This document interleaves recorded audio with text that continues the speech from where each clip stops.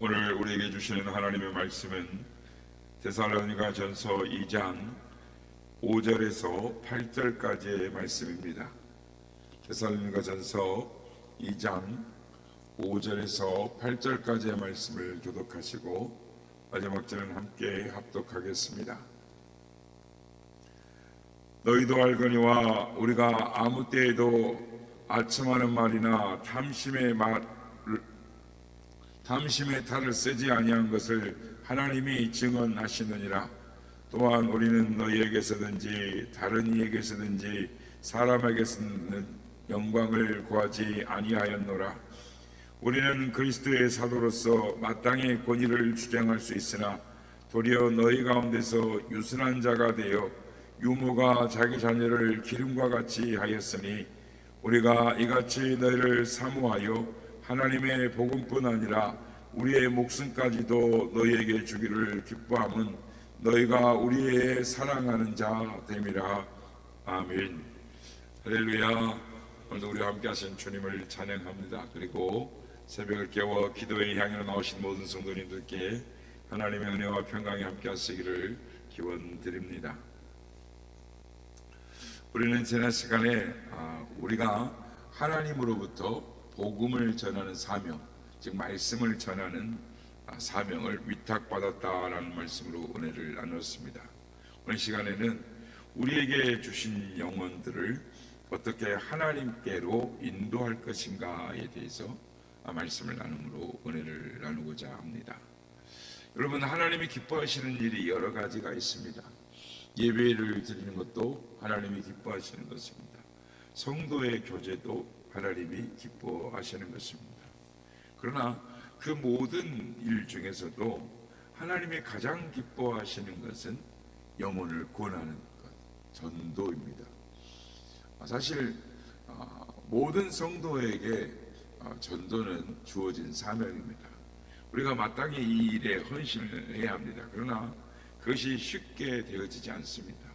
그래서 우리는 이것에 대해 배워야 하는 것입니다.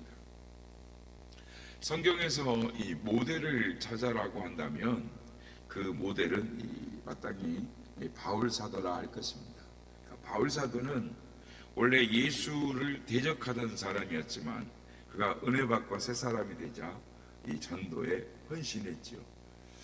그래서 그가 죽을 때까지 쉬지 않고 전도하였고 또 그 전도의 여정이 사도행전에 서신서에 다 그대로 기록이 되어져 있습니다. 오늘 읽을 말씀, 그 사도 바울이 데살로니가에서 3주간 우리가 전도를 했고 그리고 나서 그 교회에 보낸 편지를 보고 있는 것입니다. 이 편지에 보면 그가 전도를 어떻게 했는가, 전도의 비결을 말을 하고 있는데 그것은 한마디로 말하면 유모가 자기 자녀를 기름과 같이 했다라는 것입니다. 그러면 우리도 이 바울 사도와 같이 전도할 때 유모가 자기 자녀를 기름과 같이 전도를 해야 할 것입니다. 우리는 우리 중에 결혼하여 아기를 낳고 양육해 본 다 부모들입니다. 그런 경험이 있는 사람이 좋은 전도자가 될 수 있습니다. 왜냐하면 자기 아이를 낳고 양육하듯 정성과 사랑으로 전도를 하게 되면 훌륭한 전도자가 될 수 있습니다. 이것을 거꾸로 말하면 전도할 때 자기 자녀를 낳고 양육하듯 정성과 사랑으로 쏟아붓지 못하니까 전도가 잘 안 되는 것이다 라고 말할 수 있습니다. 그러므로 우리가 전도 대상자를 넣고 전도할 때 어떻게 전도를 해야 하는가를 다시 한번 생각하게 되는 것입니다. 여러분, 우리에게 하나님이 자녀를 허락하신 것은 큰 축복입니다. 마찬가지로 우리에게 영적인 태신자를 가슴에 품게 하는 것도 큰 축복인 줄로 믿습니다. 태신자를 전도할 때 부모가 자녀를 낳아 양육하는 것처럼 해야 하는 것을 우리는 오늘 말씀에서 힌트를 얻게 되는 것입니다. 오늘 본문에 보면 사도 바울은 데살로니가 성도들을 3주간 전도를 했는데 어떻게 전도했느냐? 유모가 자기 자녀를 기름과 같이 했다라고 말을 합니다. 그렇습니다. 하나님이 우리를 유모로 부르셨습니다. 유모의 사명이 우리에게 있습니다. 그렇다면 하나님은 왜 우리를 태신자니까 엄마다라고 말하지 않고 유모라고 하셨을까요? 그것은 한 생명의 진정한 이 어머니는 생명을 잉태하는 분은 하나님이시기 때문인 것입니다. 우리는 그저 하나님이 주신 생명을 유모로서 가슴에 품고 양육하는 일을 하기 때문인 것입니다. 그렇습니다.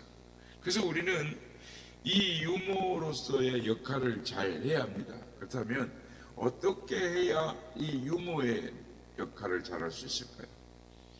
유모의 덕목 중에 가장 중요한 것은 영혼에 대한 사랑입니다. 이 자리에 계시는 분 모두가 남자분들은 잘 모르지만 여자분들은 잘 아실 것 같아요. 자신을 임신한 사람이라고 생각하면, 자신의 몸 안에 생명이 자라고 있다고 생각하면 영적인 아기를 위해서 할 일이 무엇일까요? 첫째는 태중에 있는 아기가 떨어나가지 않도록 최선의 노력을 다하는 것입니다. 그러니까 영적인 아기가 떨어져 나가버리면 그것은 곧 죽음을 의미하는 것이죠. 그러면 여기서 한 가지 질문하게 되는 것입니다. 왜 유산이 될까? 대부분의 경우에 어머니의 건강이 좋지 못하기 때문입니다. 그러니까 영적인 아기를 낳기 위해서도 유모는 건강해야 하는 것입니다. 영적으로 건강해야 합니다. 어머니가 건강해야 자녀가 건강하죠.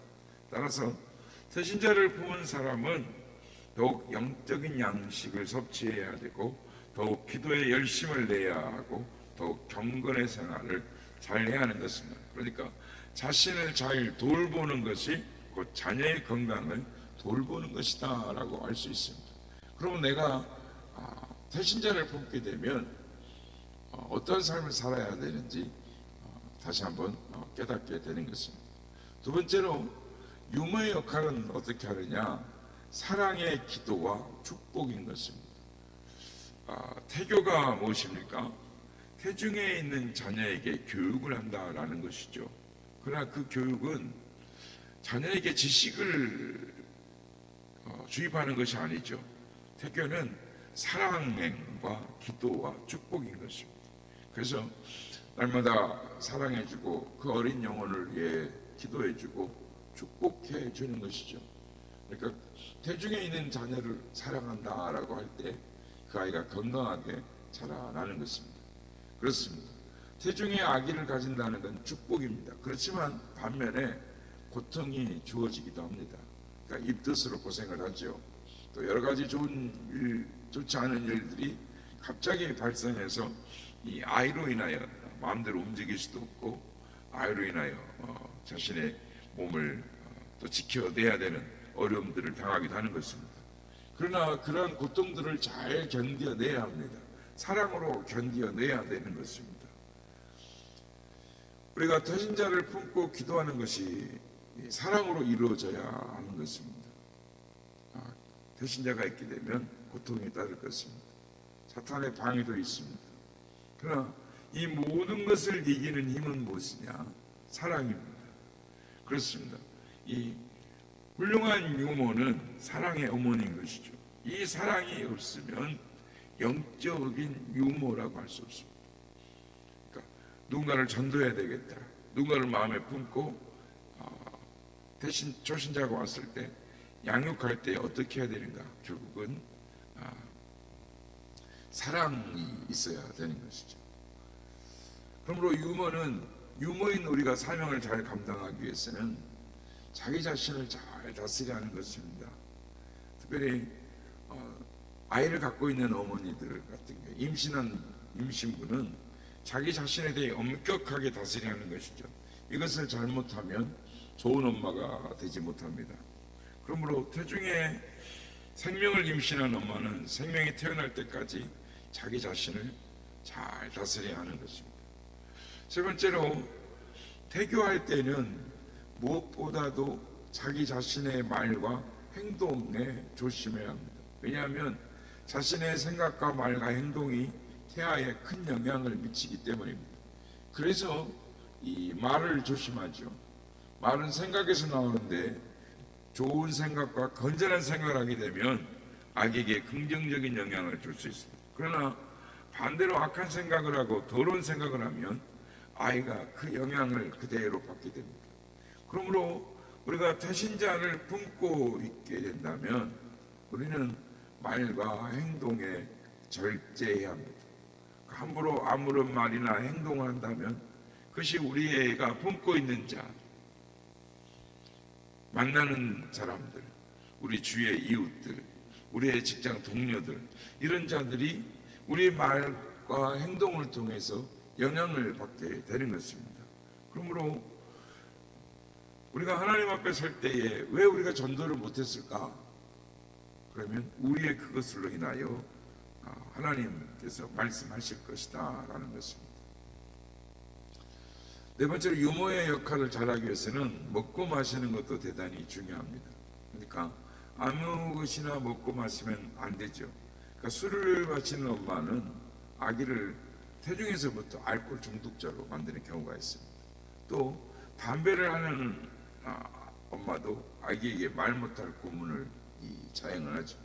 그래서 미국의 통계에 의하면 임신부가 마약을 하는 사람이 있게 되면 그 아이가 태중에서 아이가 태어나면 그 태중에서 얼마나 그 아이가 찌들고 고통을 당했는지 아이가 태어날 때 새까맣게 변해가지고 태어난다라는 것이죠.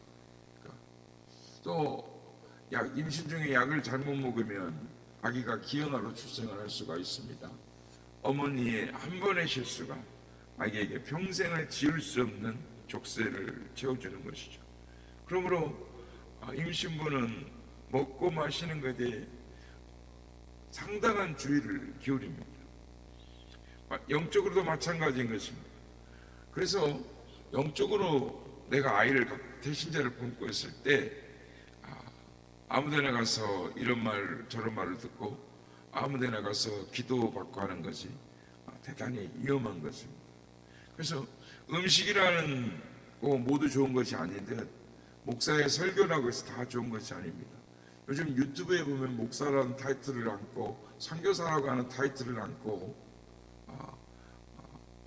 이 설교들이 나오는데 들어보면 아전인수격의 해석을 하고 말도 안 되는 설교를 하는 것을 보게 됩니다. 그렇습니다. 독한 것, 나쁜 것들이 많습니다. 우리가 평소에 어떤 것을 듣고 어떤 것을 보느냐에 따라 우리가 품은 태중의 사람에게도 영향을 받는다라는 것이죠. 그러므로 주의해야 하는 것입니다. 가려야 하는 것입니다. 태신자에게 영향을 주기 때문입니다.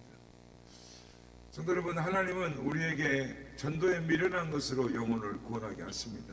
우리에게 영혼을 맡기셨습니다. 이게 엄청난 축복입니다. 그러므로 이 축복을 잘 지켜내는 그러기 위해서는 우리가 자기 자신을 잘 다스려야 할 뿐만 아니라 세상적인 것에 오염되지 않아야 하고 경건의 모습이 이루어져야 하는 것입니다. 그러므로 태신자를 우리가 가슴에 품을수록 더 경건의 생활을 해야 되는 것입니다. 우리가 우리에게 맡겨진 사명을 감당하기 위해서는 어떻게 해야 되는가? 순결한 하나님 말씀으로 자신의 영혼을 채워야 하고, 순결한 기도로 하나님과 교제해야 하고, 순결한 말씀과 기도로 우리의 영혼이 채워질 때 우리에게 맡겨진 영혼들을 주님께로 인도하고 세울 수가 있는 것입니다. 오늘 사도 바울은 어떻게 자신이 평생을 전도하며 그가 교회를 세우며 성도를 돌보았는가? 전도의 비결을 말하고 있습니다. 그것은 유모와 같이 사랑과 정성으로 자신의 자녀를 양육하고 기름과 같이 그렇게 돌보았기 때문에 그가 가는 곳마다 교회가 세워지고 영혼들이 살아나는 역사가 있었다라고 우리에게 가르쳐 주고 있습니다.